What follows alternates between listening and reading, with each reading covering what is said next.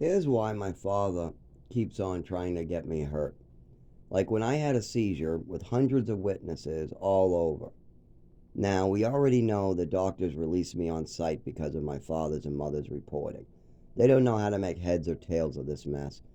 So until we have somebody living with me or witnesses that can properly report my seizures, or until my father stops cutting off emergency bracelets and stuff like that, I'm in limbo and I'm going to continue getting injured every time I'm outside or I'm doing anything like that. Now, I'm going to be living outside in a couple days because my father once again destroyed my life. How did he do it? Did I destroy my life somehow? Did I do drugs and I'm going to jail? No. Do I have a drug habit? No. Did I lose my job? No. Did I refuse to pay my rent? No. Then why am I having such a problem? I have a job, I have an apartment, I have a neurologist, I have an emergency room nearby, so what is the problem here? My father's making a choice to misinform and call me names to my doctors and to the state, making them question if they should waste the money looking into this, cutting off funding to my insurance and other problems, as well as my work needs paperwork for a doctor for me to return. So when I go to the neurologist and I go to the emergency room when found on the side of the road, they need proper reporting for the last 25 years of my medical history. But my father doesn't want to give that. He doesn't want to call me and go over my history. Instead, he says he doesn't remember, but what he does remember is everything is a fantasy coming out of my mouth. Now, why does my father do this? Well, it's for two big reasons. One, my father can't take responsibility for his actions. Even during childhood, if something went wrong, like my mother needed therapy, or if my mother was drinking, or if my mother was smacking me around and his grandson was crying, it was all somebody else's fault. When my mother picked up a ruler, dragged me away from my nephew, her grandson, smacked me with a ruler, making him cry and watch, so that she could pass up a message to his father because she didn't like his father. She wanted to smack me around, making him cry and be scared, so he would pass a message on to his father, and then his father would be like, what the fuck is going on? Now, when the grandson went up to his grandfather, my father, and cried, or didn't cry on that one, sorry, went up and said, you need to do something about your wife. She scares me. I'm not going to visit anymore. Who did my father blame? Did he blame himself for letting his wife do such horrible things to a little orphan boy? Did he blame his wife for smacking Zach around with a ruler in front of the grandson? No. His wife said to blame his own son, so he blamed his sons and said it's all their fault. Yeah, my grandson is afraid of my wife, and that must be Tim, his father's fault. They're putting thoughts in the grandson's head. So instead of blaming the right person, his wife, who was picking up the ruler and smacking somebody around, they blamed the grandson's father, who wasn't even there that day. The grandson's father, all he said was, you should tell them how you feel about it. That's it. All Tim told his son was, you should tell your grandpa and grandma how you feel about how they're acting. So he walked up to his grandpa and said, your wife, my grandma, is acting unstable, words of that type of nature, and it's scaring me. And I had to comfort him. I'm his uncle. I had to watch him cry in fear because I was getting beat and mistreated all the time. And this is oh my God, thank God he was too young to know what was going on in Westford, Texas, New Mexico, and Maine. If anybody knew about what happened then in my family, they would have been crying, they would have brought it, but I didn't even know. My mother and father were playing games affecting my life and my health, and my mother was trying to do this with me and my father. Now, what's the other problem my father has? One, he can't take responsibility, and anything in his life that's bad is somebody else's fault. When I brought this up to him, oh no, I'm just a storyteller, I'm a fantasy, I'm mentally ill. And I'm going to have this childish voice when I'm 50. But he uses that as evidence that this is all made up. Just listen to his voice. Of course he's mentally ill. Just listen to his voice. I'll be 50 years old. I could be talking about a murder I just witnessed down at Tent City, and I'll still have this voice. It doesn't make the words any different. But see, some people buy the victim blaming. When my father blames the victim, listen to his voice, listen to what he's talking about, it's lunacy, it's all made up. Some people will buy that at first. But once when they look into the problem, then they know my father's completely insane for saying that.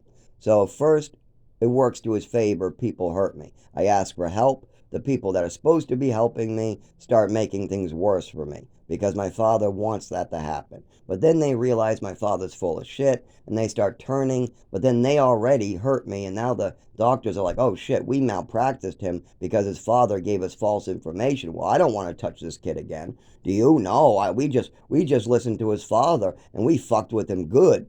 And so then those doctors who listened to my father and mother just hurt me and now they know it. So now they're like, we don't want to touch you. Yeah, because first we were working on what you were saying and you were getting better. Then we heard from your father's side and then we tried to do what he was saying. Then you got hurt and we can see that you've had many seizures and injuries. So now we just don't want to touch you. We're going to pass you on to this doctor and that doctor and this doctor and that doctor. That's what happens. Whenever I work hard to get a doctor from Massachusetts to come up here, if I give that doctor's name to my parents, again, he gets cut off right then and there. They do this every time I try to give them love or trust.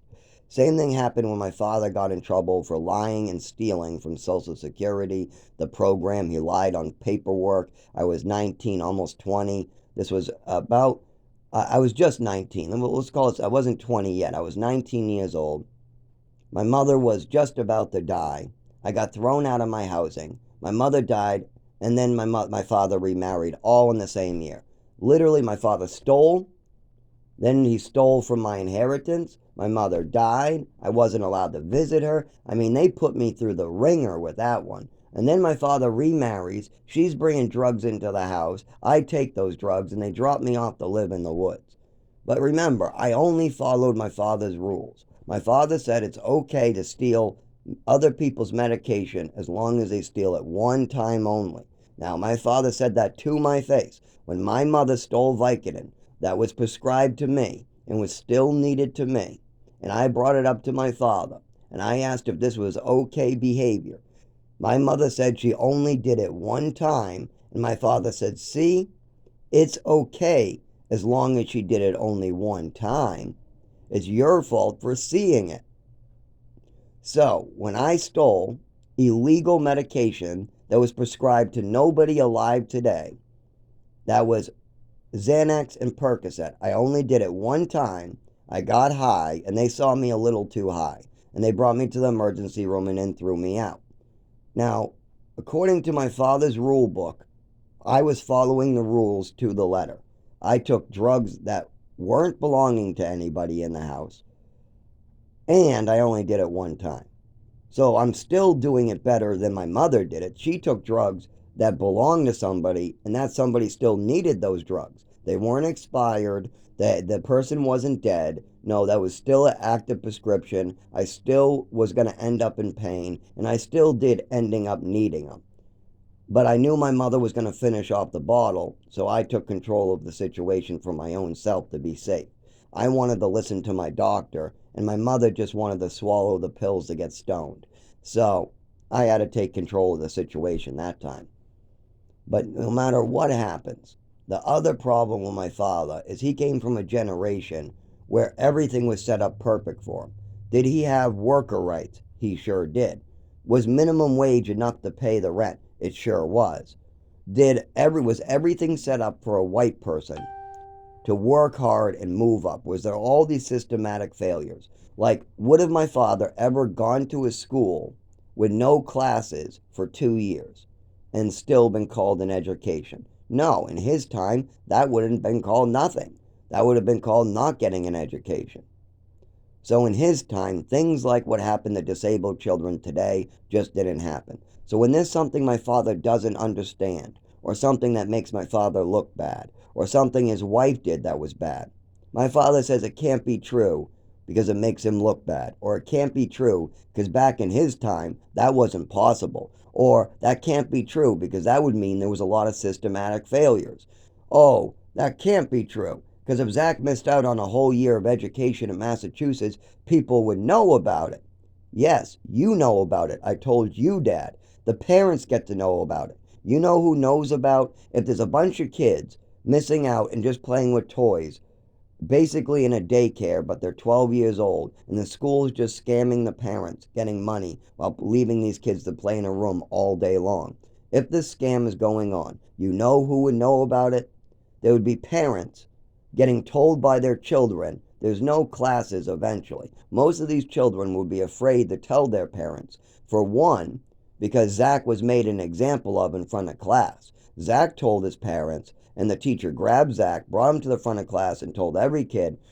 Zach told his parents what's going on in this classroom, that there's no classes, and because of that, you all have to sit at your desks all day long, and Zach has to stand up. No kid wants to go through that punishment. So now that they know I told my parents and I'm getting punished, none of them are going to tell their parents until later. But much later they did.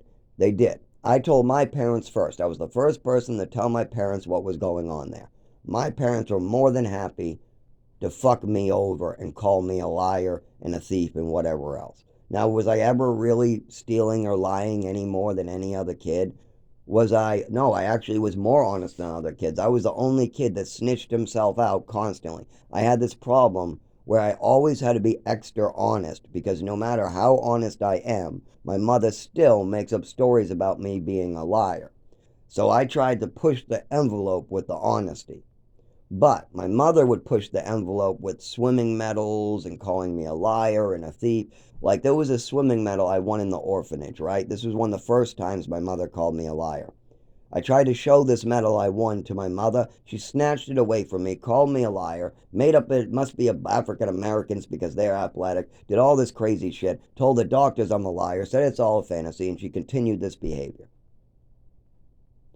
So anytime stuff like, and then when I'm at the doctor's office talking about the overdose, it's a fantasy, it's a this, it's a that, it's a this, it's a this. But only my mother and father were saying this. The doctors were telling me I should talk more about it. The doctor said this was real. They said, oh my God, this really is bothering you. The teachers were pulling me aside saying, what's wrong with you? I said, I don't know. They said, there's a sudden change in your body. Are you on any new medications?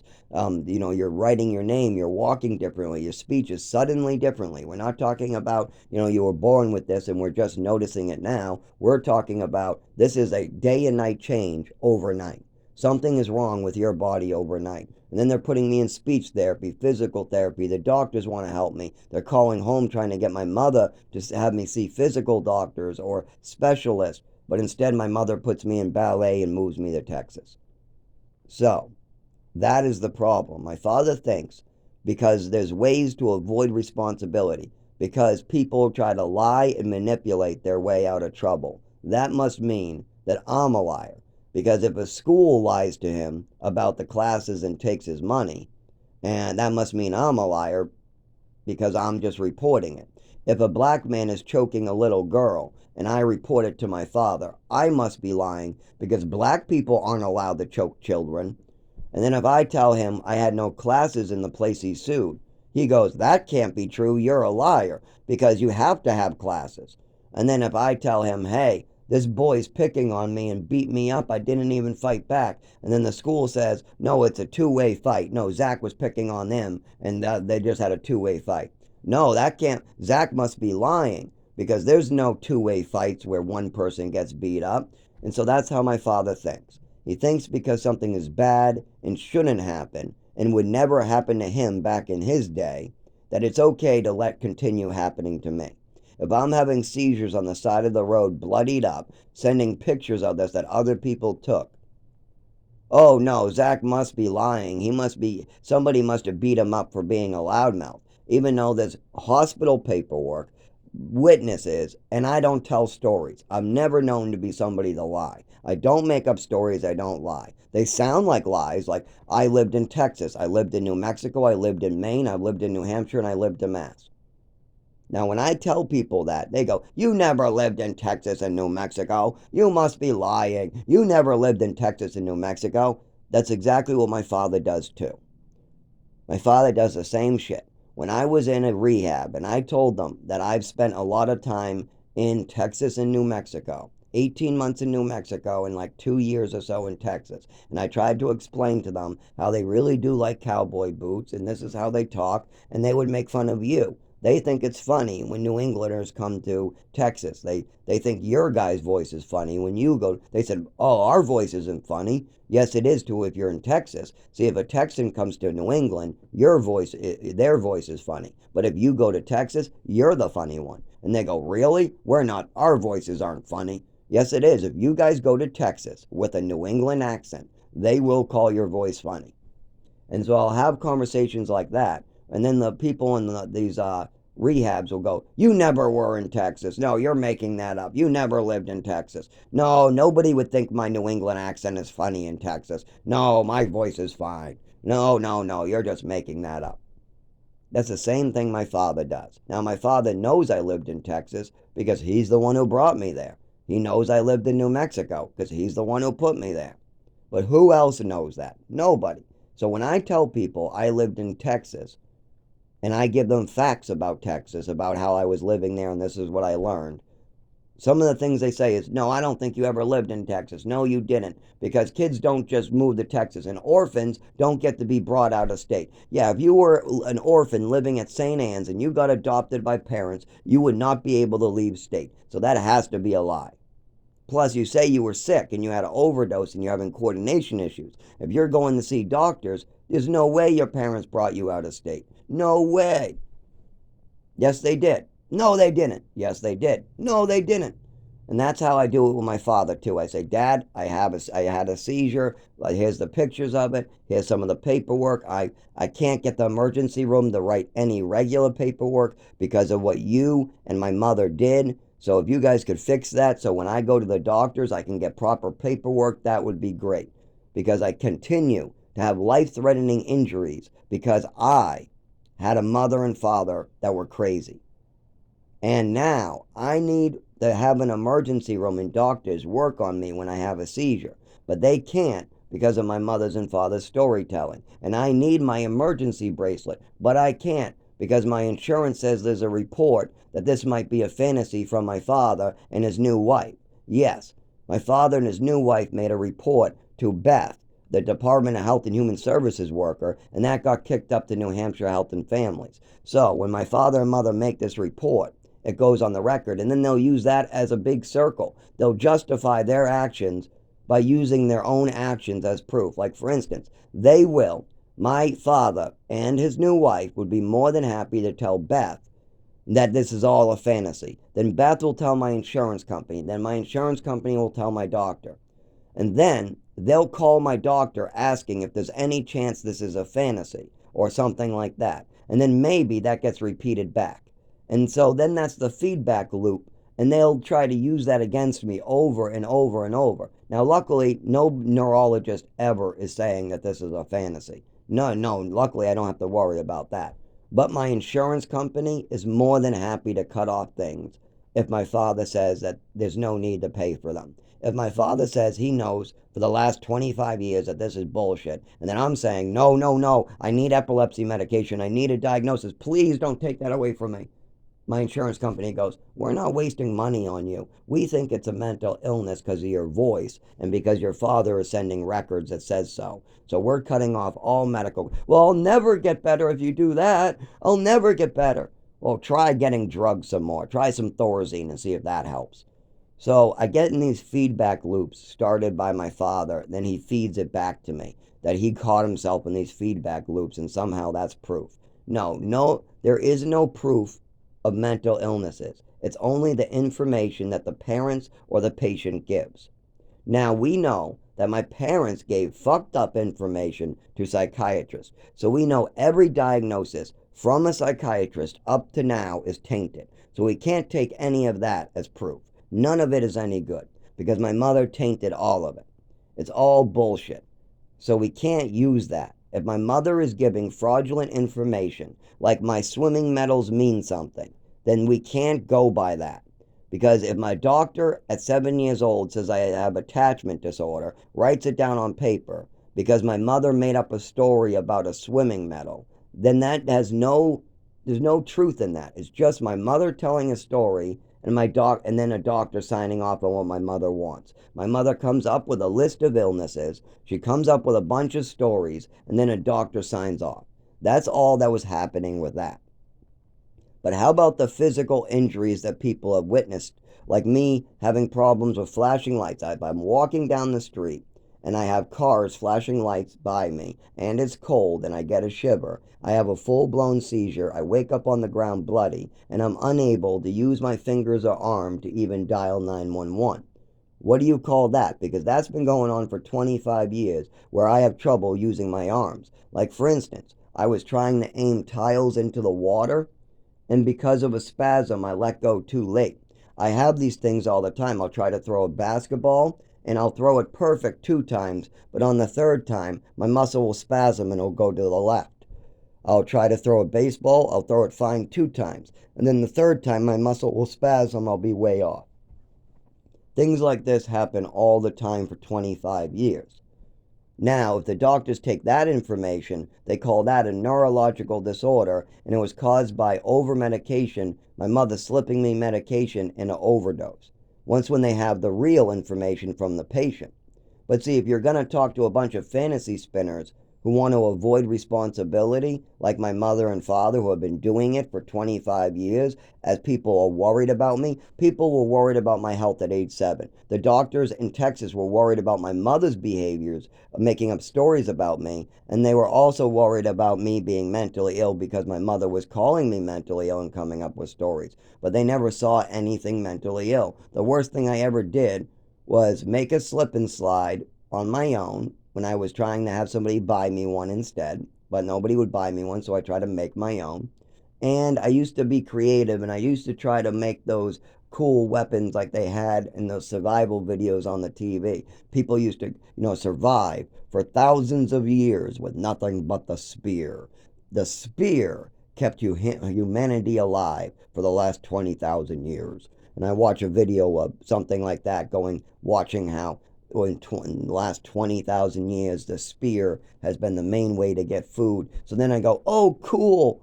So that's how people stayed alive. And then I go get a stick and I go find a rock and I sand down the rock over and over until I make my own little arrow tip. Then I try to tie it on the tip, but it falls off. So then I try to tie it on the tip, and then it falls off. So then I tape it to the tip, and then I try to make sure it gets a wiggle. No, it wiggles too much. That's not going to kill a deer. I'm not going to be able to protect my family with this thing. So then I go and tie it up. And I'm only 8, 9 years old, and I'm building my own slip and slides. I'm building weapons that could still have been used today to feed your whole family. And I'm 8. No, I'm younger than that. Sorry. I'm 7, 8 years old, and I'm building weapons and slip and slides. It's obvious that I have this real mindset to really build something great, or I want to learn and I want to build. Whenever I see something and I'm like, okay, I can do that. I can build. I just love building stuff. I love learning. I love learning about science, history, things I can use to move society forward, things that keep you alive and allow you to survive. I love learning about nature, trees, plants, bugs, insects, animals, all of it.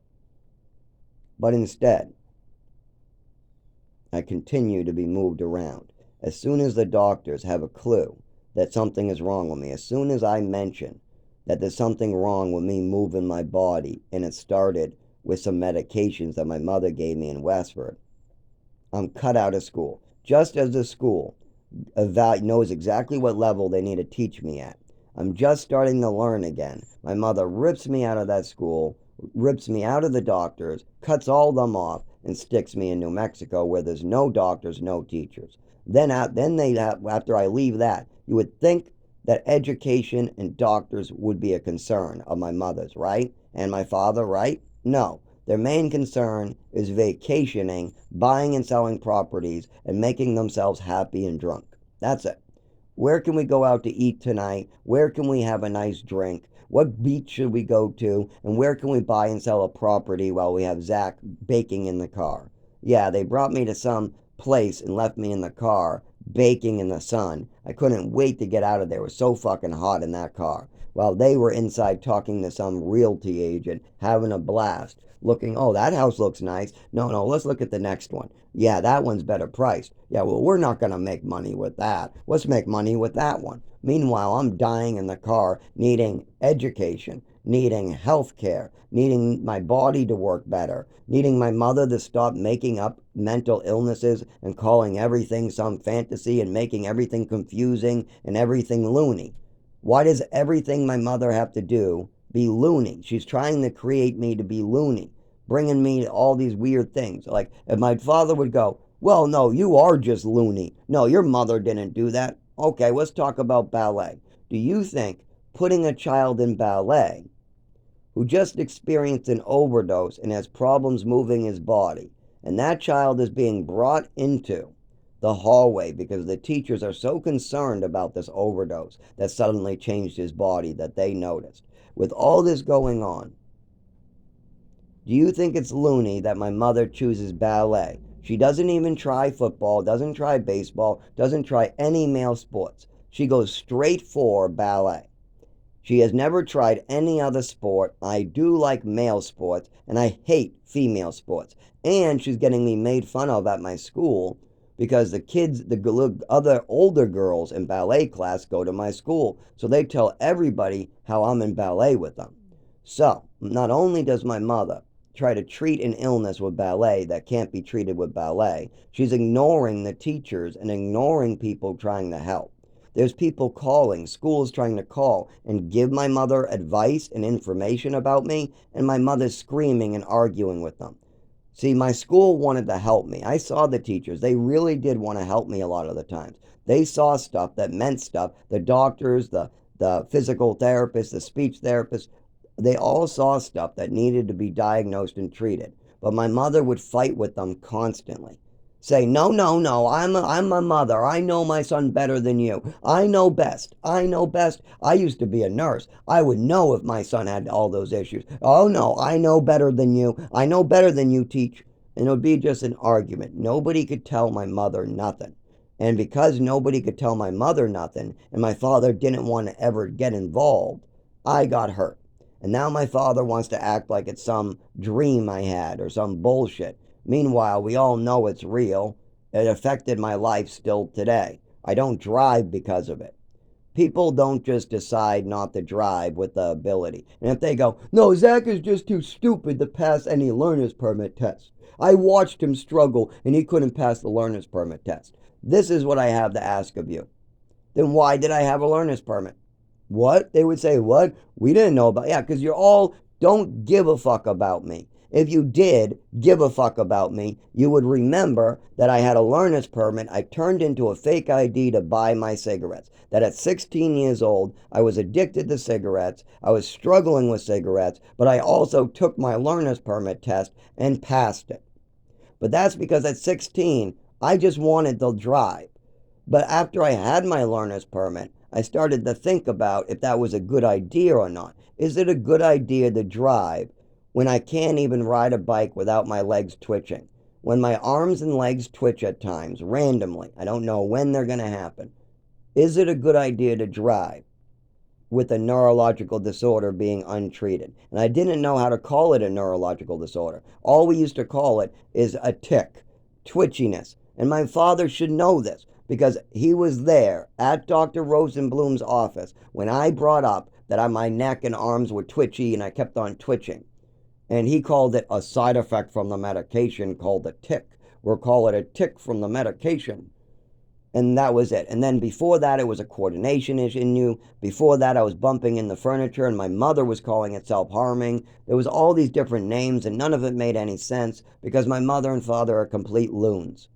And they still just want to call me a liar. When I bring up the loony decisions they made, they just want to victim blame. No, it's all Zach's fault. I want him to die already. He needs to die in the woods. Cut him off. Cut off his health care already. You already did? Good. You cut off his emergency bracelet? Good. You're not giving him the proper health care? Good. Oh, you only want to give him drugs that he says will hurt him? Good. Do it. That is my father's opinion, and he wants to do it quietly in the corner. He's making this decision without even knowing he's making these decisions. He'll say something like, I don't want to deal with it. Well, if you don't want to deal with it, then you're responsible for the death and the murder of another human being. You built the killing machine, and that killing machine is still on the loose. Your wife built this machine that was meant to cut off health care and cause damage to another person's body. Over and over, this machine has hurt me that was built by you and my father. My mother and my father. My mother put it together, built it, put it in progress, while my father barely knew what was going on. But now I've told my father about this machine that's built. You can go and look at the machine yourself. My father can take a look at this machinery I talk about anytime he wants to see it for himself.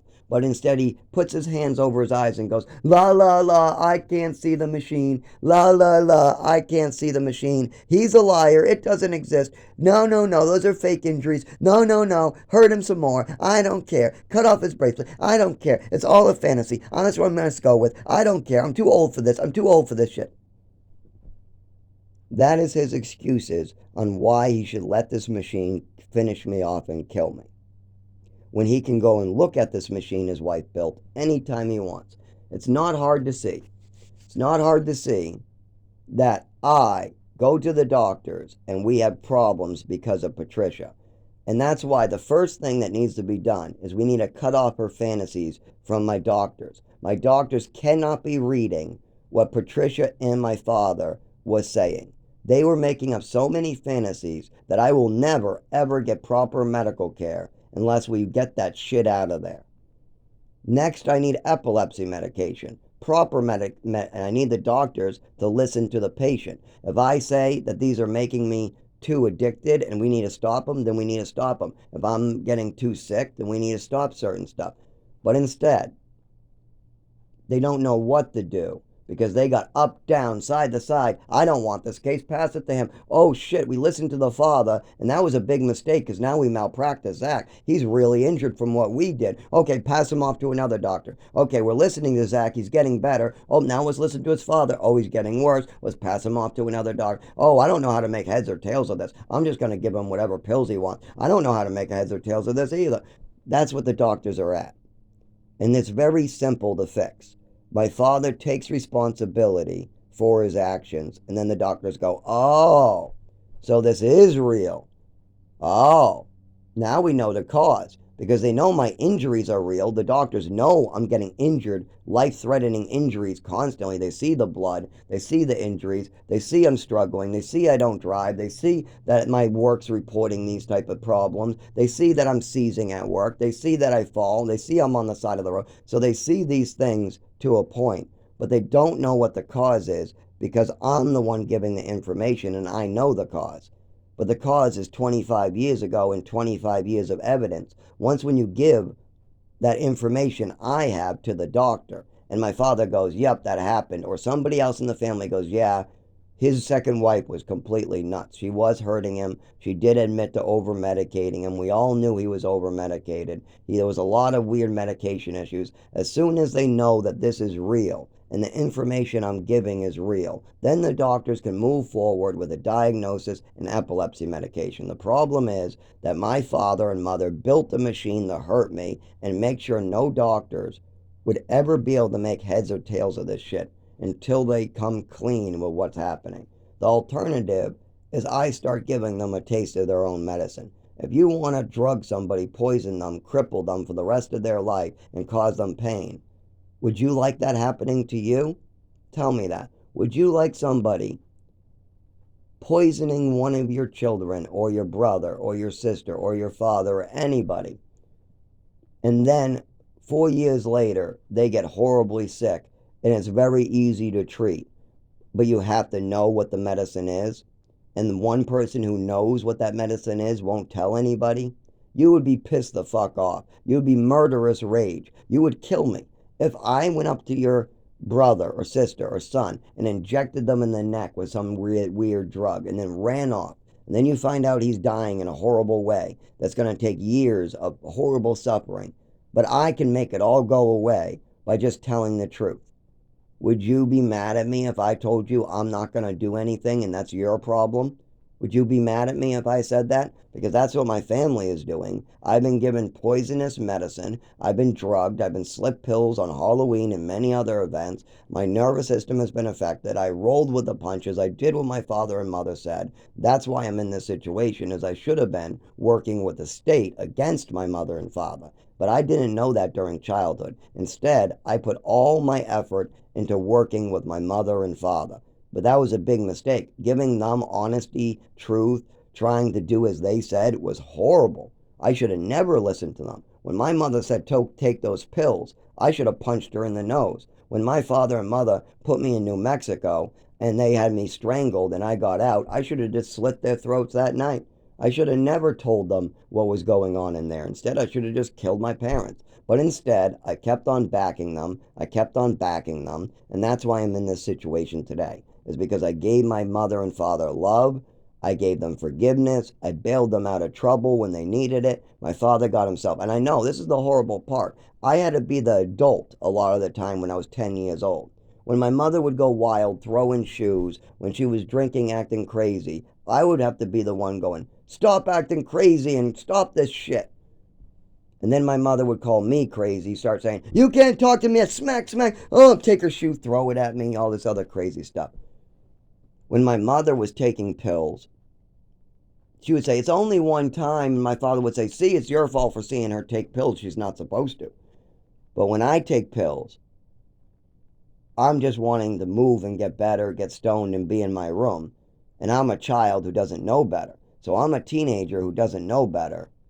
But I have a grown adult in another room acting childish, popping pills too, telling my father, oh, it's only one time, so it's okay. Even though it's 100 times. So you got a lot of these childish behaviors from my mother and father constantly. But they'll never admit to that. Instead, they'll say, it's all Zach's fault. He's just psycho. Yeah, it's all mental. See what his voice, it's, yeah. All that bullshit. So that's why, just keep in mind, if you think it's okay to let somebody else suffer because of a machine and a mistake that you and your wife made, that can come back to haunt you. People do not like dying in the woods, having their job blocked by their father's bullshit. I have a job right now, but I cannot go back to it until I can stand up, not fall, have seizures, and diagnosis. Well, all that stuff that needs to be done with my medical stuff all gets done through a doctor. So did I go to the doctor? Yes, years now. Well, what did the doctor say? They said they need medical history from my family that actually explains this, or I need to get injured for many more years until doctors see me get injured. And because this mostly happens outside when it's cold, that requires an emergency bracelet or something. Well, my father cut off that emergency bracelet by making up stories to the Department of Health and Human Services. They wanted my father's number for Social Security information. I warned them not to take any information off my father. You can give my father information, but don't take any, or all this will be cut off and you'll be weaponized. I know so. And that's exactly what he did. They called my father. I'm guessing that Alice answered, and then they gave them a bunch of, it's a fantasy, it's a red herring, cut off his benefits, he's wasting your money, stuff like that. So then they told my insurance company about it. So then my insurance company refused to pay for my emergency bracelet.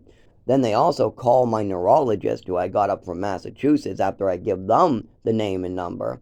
And then the neurologist drops out, saying he's retiring. What's not true. He just doesn't want to tell me my mother and father gave them information that makes him question his decision to drive 2 hours to another state and take really bad insurance, which is really hard to get somebody. He's one of the best doctors in the country, Dr. Hotch Neurology, and he's from Boston. And he was coming up to see me until my father and mother, once again, I should say father, mother, stepmother. My mother passed away in 2011. But I got a stepmother now, too, that doesn't know shit. She only knows what my father and mother fed to her as lies that they don't understand. But that's the problem. See, they're misunderstood.